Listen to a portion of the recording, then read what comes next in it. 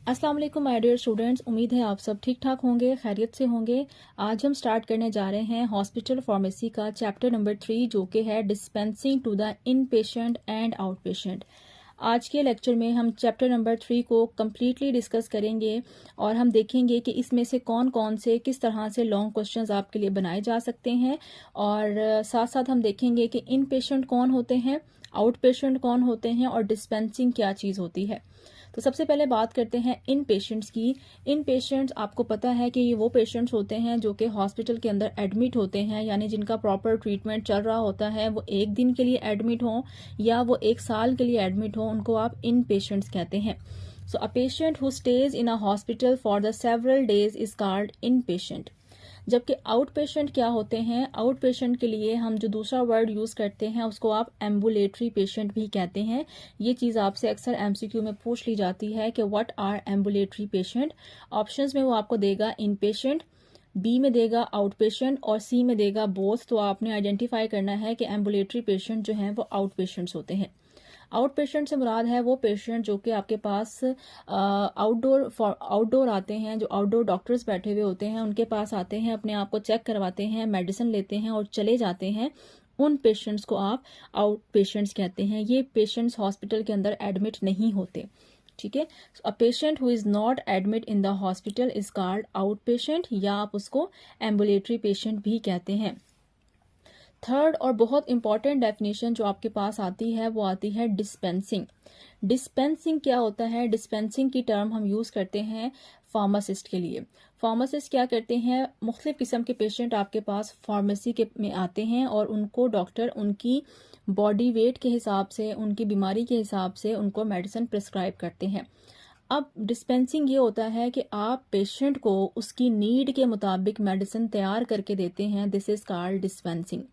अब हमें क्या करना होता है कि एज अ फार्मासिस्ट आपको एक बल्क कंटेनर या एक बड़ा कंटेनर है जिसके अंदर बहुत सारी मिकदार में मेडिसिन मौजूद है या कोई सॉल्ट मौजूद है या कोई पाउडर मौजूद है, उस कंटेनर में से आप मेडिसिन को निकालते हैं और उस पेशेंट की डोज के अकॉर्डिंग, उस पेशेंट की बॉडी की नीड के अकॉर्डिंग आप मेडिसिन को एक छोटे कंटेनर में शिफ्ट करते हैं और उस कंटेनर को प्रॉपर लेबल करते हैं। वहाँ पे सॉल्ट का नाम लिखते हैं, वहाँ पे पेशेंट का नाम लिखते हैं, वहाँ पे एक्सपायरी डेट लिखते हैं और प्रॉपर लेबलिंग के साथ आप पेशेंट को मेडिसिन बल्कि उसको प्रोवाइड करते हैं। This is called dispensing. ठीक है, डिस्पेंसिंग आम बंदा नहीं कर सकता। डिस्पेंसिंग के लिए आपका फार्मासिस्ट होना ज़रूरी है ताकि आपको पता हो कि डॉक्टर ने फॉर एग्जांपल लिख के दिया है कि एक पेशेंट को एक इंजेक्शन चाहिए जिसके अंदर डोज जो है वो 5 मिलीग्राम पर 1 ml डोज चाहिए, लेकिन वो डोज जो मार्केट में अवेलेबल है वो है तकरीबन 10 मिलीग्राम पर 1 ml। अब हमें क्या करना है, हमें उस 10 मिलीग्राम पर 1 ml से हमें 5 मिलीग्राम पर 1 ml की मेडिसिन को बनाना है। तो उसके लिए हम क्या करते हैं, हम उसको कहते हैं कि हम पेशेंट की नीड के अकॉर्डिंग, क्योंकि बल्क कंटेनर में से मेडिसिन को निकाल के छोटे कंटेनर में डाल के प्रॉपर लेबल करके दे रहे हैं, तो उसको आप क्या कहते हैं, उसको आप डिस्पेंसिंग कहते हैं। ठीक है जी, तो डिस्पेंसिंग क्या होती है, रिमूव करना ड्रग को फ्रॉम अ बल्क कंटेनर, यानी कि एक बड़े कंटेनर में से ड्रग को निकालना और उसको प्लेस करना एक छोटे कंटेनर के अंदर according to the patient need is called dispensing. ठीक है जी, अब डिस्पेंसिंग से रिलेटेड आपसे दो तरह के क्वेश्चंस आ सकते हैं। वो आपसे क्वेश्चन कर सकता है define dispensing and what is dispensing to the in patient. तो आपने इन पेशेंट के लिए बताना है कि अगर आपके पास कोई एडमिट है हॉस्पिटल के अंदर पेशेंट, तो आप उसके लिए कैसे डिस्पेंसिंग करेंगे। या वो आपसे क्वेश्चन कर सकता है कि write a note on dispensing to the out patient. तो जो हॉस्पिटल के अंदर लोग एडमिट होते हैं उनके लिए डिस्पेंसिंग का क्या मेथड होता है वो हमने बताना है, और जो आउट पेशेंट आपके पास होते हैं उनके लिए डिस्पेंसिंग का क्या मेथड होता है वो आपने बताना है। सो इसमें एक छोटा सा डिफरेंस ये है कि जो पेशेंट इन पेशेंट होते हैं या हॉस्पिटल के अंदर एडमिट होते हैं, उन पेशेंट का डायरेक्ट फार्मासिस्ट के साथ कांटेक्ट नहीं होता, बल्कि क्या होता है कि वहाँ पे जो मेडिकल स्टाफ होता है या जो नर्सें होती हैं जो कि पेशेंट को मेडिसिन लगा रही होती हैं, वो पेशेंट की मेडिकेशन फाइल को उठाती हैं। मेडिकेशन फाइल क्या होती है, हर पेशेंट के बेड के साथ एक पेपर होता है जिसके ऊपर पेशेंट की मेडिसिन लिखी होती हैं, उसको आप मेडिकेशन प्रोफाइल कहते हैं। वो प्रोफाइल टोटली किसके जो है वो अंडर होती है वो जो है वो आपके नर्सिस के अंडर होती है। नर्स क्या करती हैं, डॉक्टर आते हैं, डॉक्टर उसके ऊपर मेडिसिन को लिख देते हैं, नर्स उस मेडिकेशन प्रोफाइल को उठाती हैं और फार्मेसी में मौजूद फार्मासिस्ट के पास लेकर जाती हैं और पेशेंट के लिए उसकी बॉडी की नीड के मुताबिक मेडिसिन जो है वो डिस्पेंस करवा के ले आती हैं। जबकि आउट पेशेंट में क्या होता है, आउट पेशेंट में क्योंकि किसी नर्स का कोई रोल नहीं होता, आप जस्ट डॉक्टर के पास जाते हैं, डॉक्टर आपको मेडिसिन लिख के देता है और आप खुद फार्मेसी पे जाके फार्मासिस्ट के साथ डायरेक्ट राब्ते में आते हैं और अपनी मेडिसिन को डिस्पेंस करवाते हैं। ठीक है, तो आपने ये चीज़ें याद रखनी है कि अगर इन पेशेंट के लिए डिस्पेंसिंग की बात आएगी तो दरमियान में आपने नर्स को ज़रूर ऐड करना है। जबकि अगर आउट पेशेंट के लिए डिस्पेंसिंग की बात आएगी तो उसमें नर्स का कोई रोल नहीं है, उसमें डायरेक्ट कॉन्टेक्ट किसका आता है, फार्मासिस्ट का और पेशेंट का। तो हमने इसको कैसे लिखा है, हमने इसको शॉर्ट किया है, prescription of in patient is called medication order या मेडिकेशन प्रोफाइल। ये भी पूछ लेते हैं कि मेडिकेशन प्रोफाइल किसकी होती है, तो मेडिकेशन प्रोफाइल हमेशा इन पेशेंट की होती है। आउट पेशेंट की जो प्रोफाइल होती है उसको हम क्या कहते हैं, उसको प्रेस्क्रिप्शन कहते हैं। जबकि जो इन पेशेंट के लिए मेडिसिन लिखी जाती हैं उस पेज को हम क्या कहते हैं, उसको हम मेडिकेशन प्रोफाइल कहते हैं। तो इन पेशेंट के लिए हमारे पास क्या चीज़ होती है, सबसे पहले हमारे पास मेडिकेशन प्रोफाइल होना ज़रूरी है। जब तक उस पेज के ऊपर डॉक्टर मेडिसिन को नहीं लिखता तब तक हम जो है वो फार्मासिस्ट मेडिसिन को पेशेंट के मुताबिक डिस्पेंस नहीं कर सकता। तो डॉक्टर का सिग्नेचर होना उसके ऊपर मस्ट होता है। अपनी मर्जी से आप किसी भी पेशेंट की मेडिसिन को डिस्पेंस नहीं करवा सकते। दूसरी चीज़ क्या होती है कि जब डॉक्टर जो है वो मेडिकेशन प्रोफाइल के ऊपर मेडिसिन को लिख देते हैं तब नर्स क्या करती है, उस मेडिकेशन प्रोफाइल को फार्मेसी पर लेकर जाती है, क्योंकि जो भी मेडिसिन आपको इन पेशेंट के लिए चाहिए वो कहाँ से मिलेगी, वो फार्मेसी से मिलेगी। अब उसमें फ़ायदा ये है इन पेशेंट के लिए कि उसको खुद फार्मेसी पे नहीं जाना पड़ता, मेडिकल स्टाफ जो होता है वो उसके लिए मेडिसिन फार्मेसी से लेकर आता है और वार्ड के अंदर पेशेंट को पहुंचा दिया जाता है।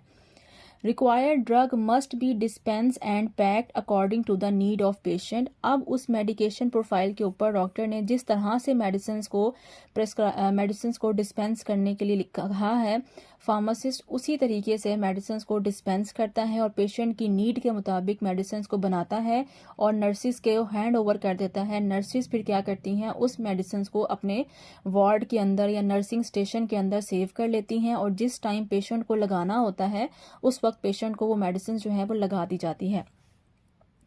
साथ साथ आपने एक काम और भी करना है कि आपने जब डिस्पेंस करना है इन पेशेंट के लिए तो उसको आपने प्रॉपरली लेबल करना है, क्योंकि वार्ड के अंदर एक ही वक्त में बहुत सारे पेशेंट होते हैं और बहुत सारे पेशेंट के लिए मेडिसिन डिस्पेंस हो रही होती है। अगर आप उसके ऊपर लेबल के ऊपर पेशेंट का नाम, ड्रग का नाम, manufacturing date, expiry date, salt का नाम नहीं लिखेंगे तो उससे क्या होगा कि मुख्तलिफ पेशेंट की जो मेडिसिन हैं वो आपस में क्या हो जाएंगी, वो आपस में मिक्स हो जाएंगी और पता नहीं चलेगा कि किस पेशेंट के लिए कौन सी मेडिसिन जो है वो डिस्पेंस की गई है। तो लेबल जो है वो प्रॉपर होना बहुत ज़रूरी होता है। इसके अलावा these medicine now available in nursing station. जब आप इन मेडिसिन को बना लेते हैं फार्मेसी के अंदर, डिस्पेंस कर लेते हैं, लेबल कर देते हैं, तो उसके बाद आपने इन मेडिसिन को कहाँ पहुंचा देना होता है, नर्सिंग स्टेशन के अंदर। नर्सिंग स्टेशन क्या होता है, आपने देखा होगा कि हर वार्ड के अंदर जो है वो नर्सें मौजूद होती हैं और नर्सों के बैठने के लिए प्रॉपर एक रूम होता है, that is called nursing station. वहाँ पे सारी की सारी नर्सिस जो हैं वो मौजूद होती हैं और वहाँ पे मेडिसिन भी मौजूद होती हैं। तो जिस पेशेंट को जिस वक्त जो मेडिसिन लगानी होती है वो नर्सिंग स्टेशन से मेडिसिन उठाई जाती है और पेशेंट को लगा दी जाती है। तो अब हमने क्या करना है कि इन मेडिसिन को हमने नर्सिंग स्टेशन के ऊपर पहुंचाना है और नर्सिंग क्या करेंगी कि जिस वक्त ज़रूरत होगी पेशेंट को उस वक्त मेडिसिन पेशेंट को लगा दी जाती है। देन हमारे पास आता है कि जो भी मेडिसिन आप डिस्पेंस करते हैं उसका आपके पास रिकॉर्ड मौजूद होना चाहिए। यानी कि ऐसा नहीं है कि आपने मेडिसिन को डिस्पेंस किया है और इसका रिकॉर्ड आपने नहीं रखना, आपने प्रॉपर रिकॉर्ड रखना है ताकि कल को अगर कोई इशू हो जाता है तो आपके पास प्रॉपर रिकॉर्ड हो कि हमने फ़लाँ डॉक्टर की रिकमेंडेशन के ऊपर ये मेडिसिन जो थी वो प्रेस्क्राइब की थी। ठीक है जी, तो ये हो जाता है इन पेशेंट डिस्पेंसिंग के लिए आपको किन किन पॉइंट्स को पे अमल करना ज़रूरी है। तो अगर आप गौर करें तो इसमें हमने पेशेंट के साथ हम डायरेक्ट कांटेक्ट में नहीं आए, बल्कि किसके साथ हमारा कांटेक्ट हुआ है, हमारा जो कांटेक्ट हुआ है वो नर्स के साथ हुआ है। ठीक है जी। अब हम बात करते हैं सेकंड क्वेश्चन की, that is dispensing to the out patient. अब अगर आउट पेशेंट की बात करें तो आउट पेशेंट के लिए नर्स का कोई रोल नहीं है। इसमें डायरेक्ट कांटेक्ट किसका होगा? पेशेंट का विद फार्मासिस्ट। पेशेंट आएगा हॉस्पिटल में, डॉक्टर के पास जाएगा, डॉक्टर उसको एक पेज के ऊपर, एक पर्ची के ऊपर दवाइयों के नाम लिख के देगा। उस पर्ची को आप क्या कहते हैं? उस पर्ची को आप कहते हैं प्रिस्क्रिप्शन। प्रिस्क्रिप्शन या नुस्खा। पेशेंट क्या करेगा? उस प्रिस्क्रिप्शन को उठाएगा और फार्मासिस्ट के पास फार्मेसी में जाएगा। फार्मासिस्ट क्या करेगा? पेशेंट की नीड के अकॉर्डिंग उसको मेडिसिन जो है वो डिस्पेंस करके दे देगा, और वो जो पर्ची आप लेके गए हैं उस पर्ची को आपसे लेके अपने पास रख लेगा। उस पर्ची को रखने का बेसिकली मकसद ये होता है कि आपको एज अ फार्मासिस्ट आपके पास प्रूफ होना चाहिए कि आपने मेडिसिन किसी पेशेंट को ही दी है, आपने मेडिसिन कहीं सेल नहीं की या आपने मेडिसिन कहीं पे गायब नहीं कर दी। तो इसलिए तमाम जो भी आपके पास डिस्पेंसिंग के लिए प्रोफाइल्स आती हैं, आपने प्रॉपर रिकॉर्ड रखना है ताकि कल को आपके ऊपर कोई क्लेम ना हो जाए। चाहे इन पेशेंट के लिए डिस्पेंसिंग हो, चाहे आउट पेशेंट के लिए डिस्पेंसिंग हो, उसका जो नुस्खा होगा वो लेकर आपने फार्मेसी के अंदर स्टोर कर लेना है। दूसरा उसका बेनिफिट ये भी होता है कि at the end of month आपको पता चल जाता है कि हमारे पास इतने नुस्खे आए हैं और इसके अंदर इतनी मेडिसिन लिखी हुई हैं और इतनी मेडिसिन एक महीने के अंदर हमारे हॉस्पिटल के में इस्तेमाल में आती हैं। लिहाजा नेक्स्ट टाइम जब आपने मेडिसिन परचेज करनी होगी तो आपको एक रफ सा एस्टिमेट मिल जाता है कि हमारे हॉस्पिटल की मंथली कितनी मेडिसिन की रिक्वायरमेंट है। सो डिस्पेंसिंग टू इन पेशेंट क्या होती है? डिस्पेंसिंग टू आउट पेशेंट क्या होती है? It is good to have separate pharmacy for the in patient and out patient. वो कहते हैं कि अच्छा तरीका तो ये है कि अगर आपने इन पेशेंट के लिए डिस्पेंसिंग करनी है तो उसके लिए आप अलग फार्मेसी रखें, और अगर आपने आउट पेशेंट के लिए डिस्पेंसिंग करनी है तो उसके लिए आप अलग फार्मेसी रखें। ऐसा क्यों होना चाहिए? ऐसा इसलिए होना चाहिए, देखें, एक जो जनरल हॉस्पिटल होता है या जो बड़ा हॉस्पिटल होता है उसमें आपके पास पेशेंट बहुत ज़्यादा होते हैं। तो एक ही वक्त में अगर एक ही या दो फार्मासिस्ट मौजूद होंगे और वही इन पेशेंट को भी डील कर रहे होंगे और आउट पेशेंट को भी डील कर रहे होंगे तो उसमें ज़रा टाइम लग जाता है, लोगों को लंबी लंबी लाइंस लगानी पड़ती है, उनको वेट करना पड़ता है और चीज़ें ज़रा मिक्सअप होने का खतरा होता है। तो बेहतर तरीका तो ये होता है कि आप अलग फार्मेसी कर दें ताकि इन पेशेंट भी जल्दी फ्री हो जाएं और आउट पेशेंट भी जल्दी फ्री हो जाएं, किसी को बहुत ज़्यादा वेट ना करना पड़े और हर बंदा एक स्मूथ वे में मेडिसिन को हासिल कर सके।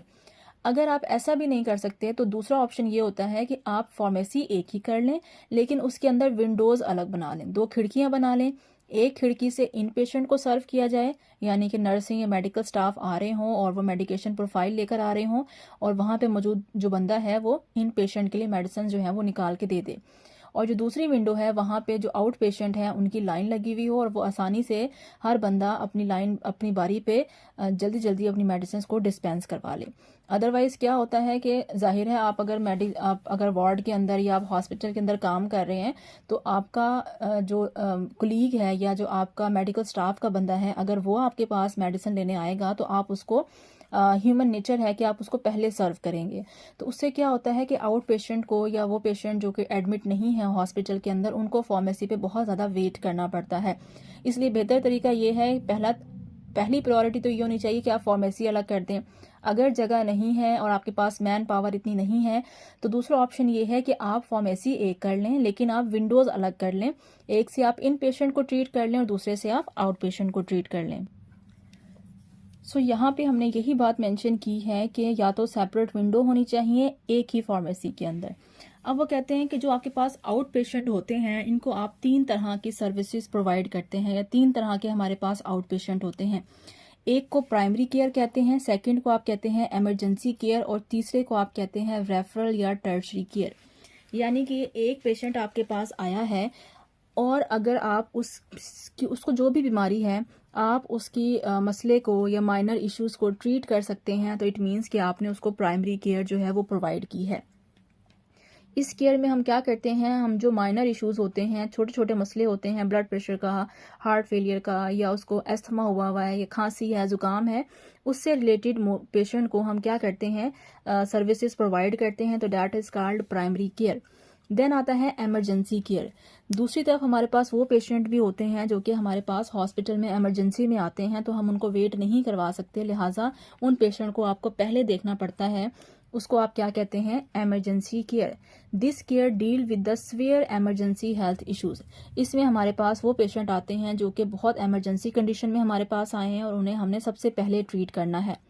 तीसरी कैटेगरी के पेशेंट वो होते हैं जिनको बहुत कोई सीवियर इशू होता है और उस इशू की ट्रीटमेंट आपके पास मौजूद नहीं होती, तो आप क्या करते हैं, आप उन पेशेंट को किसी दूसरे डॉक्टर के पास, किसी दूसरे हॉस्पिटल के अंदर या किसी बड़े शहर के अंदर रेफर कर देते हैं। That is called referral care, या इसको आप टर्शरी केयर भी कहते हैं। This is primary care, secondary care और टर्शरी केयर। तो ये भी आपने याद रखना है, ये भी आपसे एमसीक्यू में पूछा जा सकता है कि प्राइमरी केयर क्या होती है। अगर हम पेशेंट के माइनर इश्यूज को ठीक कर रहे हैं तो वो प्राइमरी केयर है।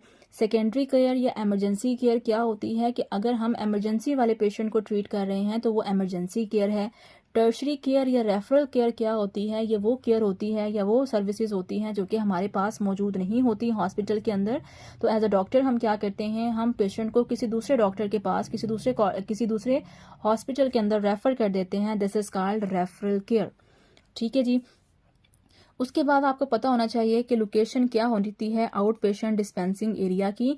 तो वो पहली बात जो हमने पहले की है कि या तो आप आउट पेशेंट के लिए फार्मेसी अलग बनाएं, that is called independent pharmacy. अगर आपके पास एरिया मौजूद है, मैन पावर मौजूद है, तो आप अलग बनाएं। या फिर हम क्या कर देते हैं कि इन पेशेंट और आउट पेशेंट के लिए एक ही फार्मेसी बना देते हैं और उसकी विंडो अलग कर देते हैं। तो दो तरह के हमारे पास ऑप्शन होते हैं। पहला ऑप्शन ये है और ये बेस्ट ऑप्शन है। दूसरा ऑप्शन ये है कि अगर ये चीज़ अवेलेबल नहीं है तो इस तरह से भी आप डिस्पेंसिंग एरिया पेशेंट के लिए बना सकते हैं। आई होप ये लेक्चर आपके लिए फ़ायदेमंद रहा होगा और इस नोट्स से आप इंशाल्लाह आसानी से अपना पेपर जो है वो अटेम्प्ट कर पाएंगे। अगर वीडियो आपको पसंद आई है और आपके लिए नोट्स हेल्पफुल रहे हैं तो please like this video and subscribe my channel. Thank you so much. अल्लाह हाफिज़।